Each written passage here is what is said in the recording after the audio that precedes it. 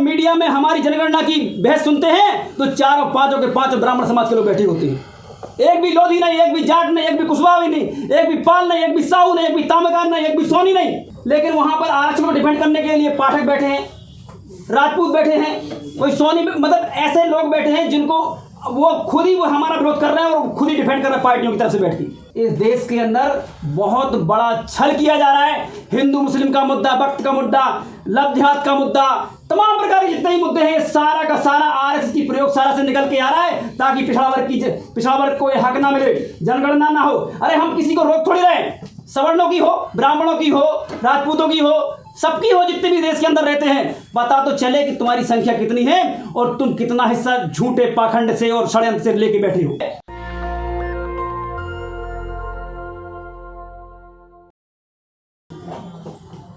आपको बिना कुछ हिस्सेदारी दिए हिंदू बनाना, इकट्ठा करना और अब उनके मुद्दों में आपकी हिस्सेदारी हो जाए। आपके मुद्दों में योगी जी ने ये तो नहीं कहा कभी भी कि भाई पिछड़ों को कुछ मिलना चाहिए। इस तरफ तो उनका ध्यान नहीं है। ध्यान क्या नहीं है, वो चाहते नहीं है ध्यान देना। तो ये नारा इसीलिए था कि हिंदू रिवाइवलिज्म हो, ये सब इकट्ठा हो जाए, और वो नतीजा हो भी गया, देख लिया आपने चुनाव का।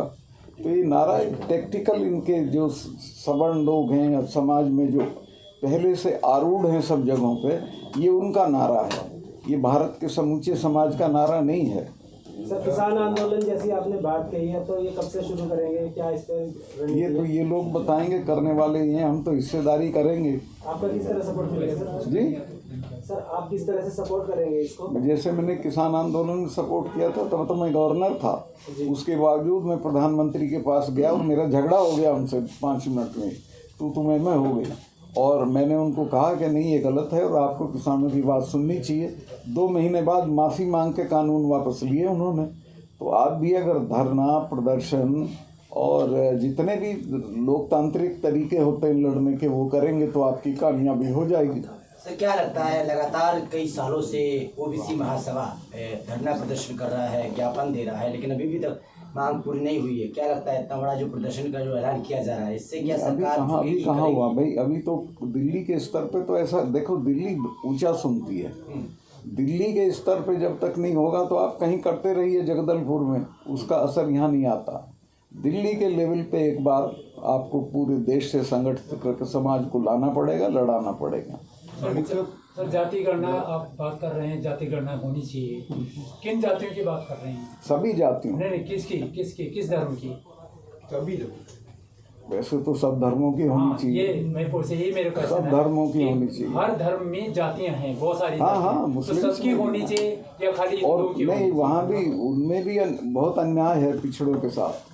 सब धर्म की होनी चाहिए। पर उनकी नहीं कोई बात करता है, सब हिंदू अब धर्म की जाति की वही बात करेंगे, उनके लिए हम तो बात नहीं कर सकते हैं। मालिक साहब, आज की प्रेस वार्ता पे आपने कुछ ऐसा बात कहा कि जो अपने अभी तक भी इस चीज़ को नहीं कहा, मणिपुर जल रहा है। क्वालिटी लीडरशिप है कि नहीं है, मुझे ये जानना जरूरी है। अच्छा, दूसरी बात कि ओबीसी के महासभा जो मतलब जाति गणना की बात की है, तो उसको करने में क्या बीजेपी को क्या नुकसान हो रहा है? मेरे को तो यही समझ में नहीं। ये तो आप उनसे पूछिए, पर मणिपुर का मैं बताता हूँ। ये बहुत शर्म की बात है कि आज दिन तक प्रधानमंत्री ने विजिट नहीं किया। कुतिया भी मर जाती है तो उनका कॉन्डोलेंस जाता है।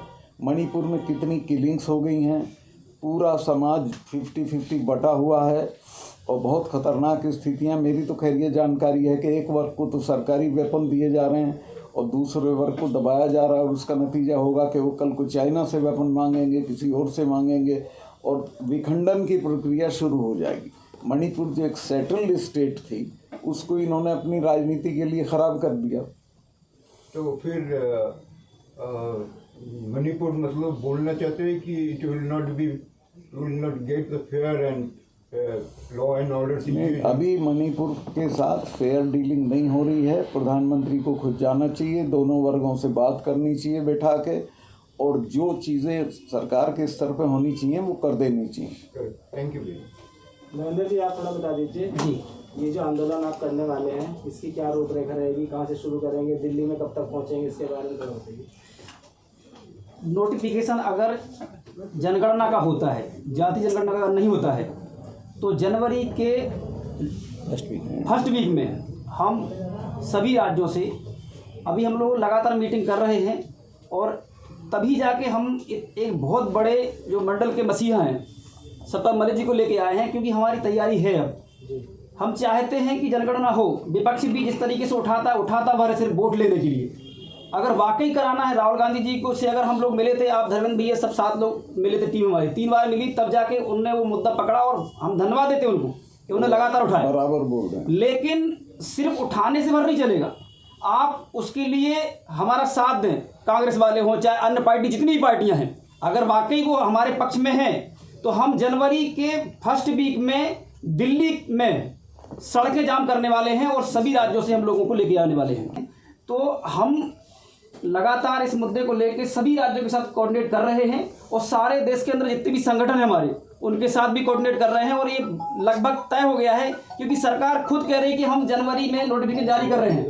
और इसीलिए हम कह रहे हैं कि अगर वो जनगणना का कर रहे हैं तो फिर हम जाति जनगणना के लिए पूरे देश के अंदर के लोग जितने भी हैं, जो हमारे सामाजिक न्याय के लोग हैं, चाहे वो सवर्ण हो, चाहे मुस्लिम हो, चाहे सिख हो, चाहे ईसाई हो, चाहे हिंदू हो, सब पिछड़ा वर्ग में आते हैं और सभी की जिम्मेदारी बनती है। और हमने सबसे कोऑर्डिनेट किया है कि हम दिल्ली के अंदर, जैसा कि मलिक साहब ने कहा है कि आपको अब लड़ना पड़ेगा, हक अधिकारों के लिए लड़ना पड़ता है और उसी की तैयारी हमारी है। हम दिल्ली में किसान आंदोलन जैसा और किसानों से भी सपोर्ट लेंगे और एक बड़ा आंदोलन करेंगे और मोदी की नाक में दम कर देंगे हम, जब तक कि जनगणना नहीं होगी।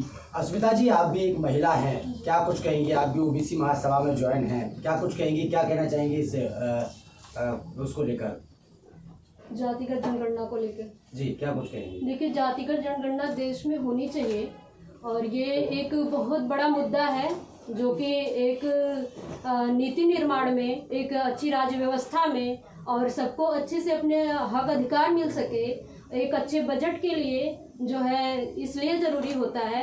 अभी हम लोग कहते थे हर बात में, जो मौजूद केंद्र में सरकार है बीजेपी की, ये हर बात में पाकिस्तान को लाते हैं, लेकिन पाकिस्तान की ये बातें बार बार पहले बताई जाती थी कि पाकिस्तान में जातिगत जनगणना नियमित रूप से नहीं कराई जाती, इसलिए वहाँ की राज्य व्यवस्था बहुत खराब है। हर चीज़ में तो आप पाकिस्तान को नीचा गिराते हो, इसमें भी देख रहे थे। लेकिन जब इसमें वहाँ पे पता चला कि राज्य व्यवस्था वहाँ की खराब है और 2011 में जो आंकड़े आए उसमें कुछ आंकड़े गुप्त रखे थे, अभी भी वो आंकड़े उजागर नहीं हुए हैं। तो मैं तो ये भी मांग करती हूँ कि 2011 के जो आंकड़े हो पूर्ण रूप से उसको उजागर किया जाए, उसको पब्लिश किया जाए। और दूसरी चीज़ ये है कि जो 2011 के आंकड़े हैं, मतलब 2021 में जो जातिगत जनगणना होनी थी, कोविड-19 की वजह से नहीं हो पाई। लेकिन 2021 कोविड-19 चला गया, 22 चला गया, 23, 24, हम 25 आने वाला है, हम 25 में आ रहे हैं। बाकी देशों में भी नहीं हो पाया था, लेकिन बाकी देशों ने करा लिया, लेकिन अभी यहाँ पे कुछ नहीं हो पाया। बिहार जैसा एक प्रांत है जिसने अपनी जातिगत जनगणना कराई और ओबीसी का वहाँ पे चौंकाने वाला आंकड़ा आया। ओबीसी, एसटी और माइनॉरिटी का सबका, मतलब सवर्ण समाज छोड़ दिया जाए तो 84% के लगभग उनकी हिस्सेदारी थी। मैं उनसे मतलब क्या अब इस आंकड़े से ये पता चलता है ना कि क्या उन 84% लोगों को उतने प्रतिनिधित्व मिल रहा है सरकार में, चाहे वो नौकरी पेशा हो, चाहे न्यायालय हो, चाहे सरकारी कोई विभाग हो, किसी भी विभाग में उन्हें उस तरह के जो है कोई भी प्रतिनिधित्व नहीं मिल रहा है। 4 आंकड़े बताऊंगा आपको, बहुत ज़रूरी है ताकि आपको भी पता चले कि स्थिति क्या है पिछड़ा वर्ग की। राष्ट्रपति सचिवालय है, कुल पद हैं 49। अब आप सोचिए, राष्ट्रपति 49 पद है सिर्फ, उसमें 45 सवर्ण हैं, एससी और एसटी 4 हैं और ओबीसी 0 है। जो इस देश को चला रहे हैं और जिनकी संख्या 65% इस देश के अंदर, हमारी 1931-32 में जनगणना हुई, उस समय हम 52% थे और हमारे लोग उस समय कम एजुकेटेड थे, इसलिए हमारे ज़्यादा बच्चे हुए तो हमारी संख्या ज़्यादा बढ़ गई। आज हम ही लड़ते रहते हैं, कोई यादव से लड़ रहा, लोधी से कुशवाहा, क्यों? क्योंकि हमारी गिनती नहीं, पता नहीं हमें। तो हमारे किसी के अगर यादव के 10 बन जाएं तो लोधी कहता है इनके ज़्यादा बन गए। अगर पाल के ज़्यादा बन गए तो कुशवाहा कहता है इनके ज़्यादा बन गए।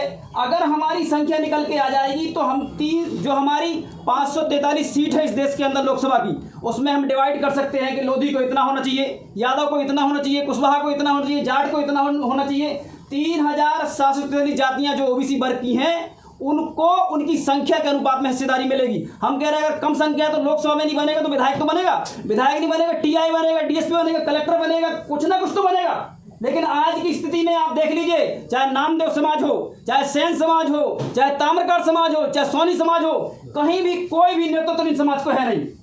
और इसका कारण है कि जाति जनगणना नहीं है और इसीलिए बीजेपी नहीं करा रही है। उसको पता है कि अगर जो पब्लिक हो जाएगा ना तो जो ये बताइए, धर्म तो पूरा हम जाट, लोधी, कुशवाहा, यादव सब धर्म हम लोग ही तो कंधों में रखे हुए हैं ना, मुसलमानों को लड़ रहे हैं। लेकिन आप बताइए क्या कोई मंदिर में एक भी, आप लोगों को ये बोलना नहीं चाहिए लेकिन मलिक साहब बैठे हैं, राम मंदिर की कमेटी में एक भी ओबीसी नहीं है, जबकि कल्याण सिंह, उमा भारती, विनय कटियार से लेकर तमाम जितने भी हिंदूवादी ओबीसी वर्ग के नेता थे सबने लड़ाई लड़ी, गोलियां खाई और आज कहां से कहां हैं। लेकिन सोचने वाली बात है कि एक भी राम मंदिर की कमेटी में नहीं रखा गया। अब सचिवालय देख लीजिए आप, जो लोकसभा सचिवालय है उसमें सिर्फ एक है, राहुल गांधी जी ने बताया क्यों। और ये शर्मनाक इस देश के लिए, आखिर ऐसा पिछड़ा वर्ग क्या गलत कर रहे हैं कि उसको सवर्ण भी हमारी आवाज नहीं उठा रहे हैं। अरे इस देश को मजबूत बनाना है तो आपके अपने भाइयों को ऊपर उठाना पड़ेगा, नहीं उठाना पड़ेगा। और इसीलिए आप फिर देखिए, उपराष्ट्रपति कार्यालय में 7 पद हैं, उनमें से 7 के 7 सवर्ण हैं, SC ST और OBC एक भी नहीं है।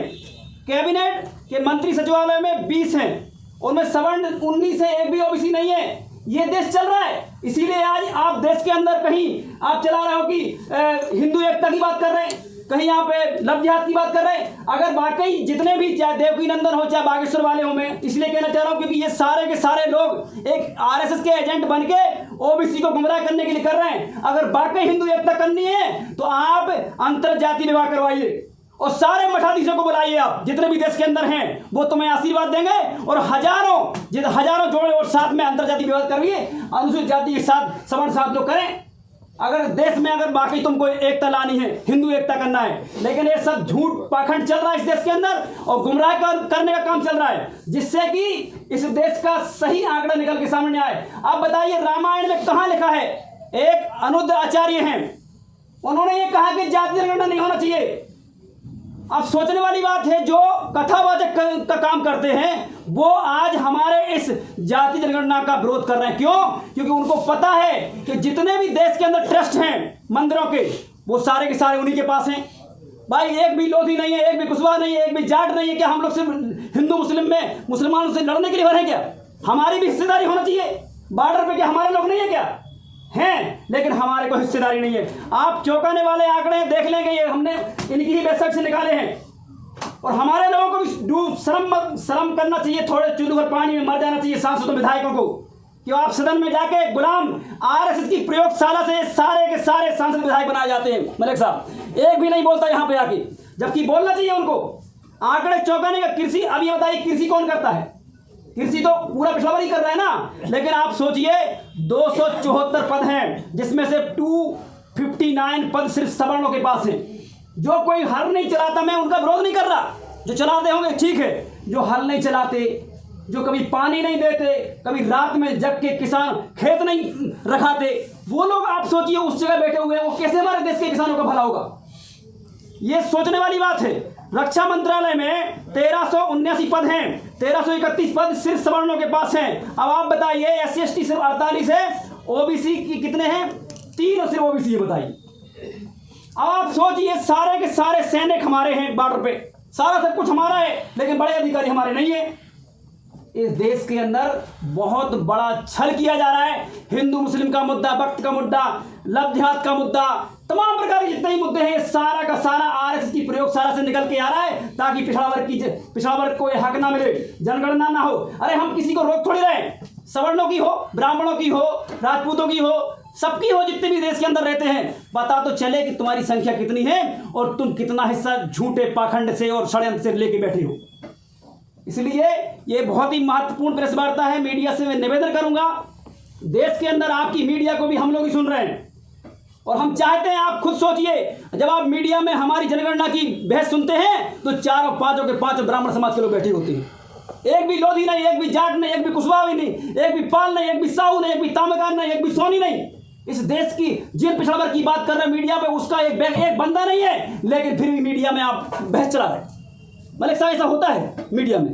तो हम लोग, आप लोग भी सोचिए कि आखिर ऐसा चल क्यों रहा है। आरक्षण में बात चल रही है, लेकिन वहां पर आरक्षण को डिफेंड करने के लिए पाठक बैठे हैं, राजपूत बैठे हैं, कोई सोनी, मतलब ऐसे लोग बैठे हैं जिनको वो खुद ही वो हमारा विरोध कर रहे हैं और खुद ही डिफेंड कर रहे हैं पार्टियों की तरफ से बैठ के।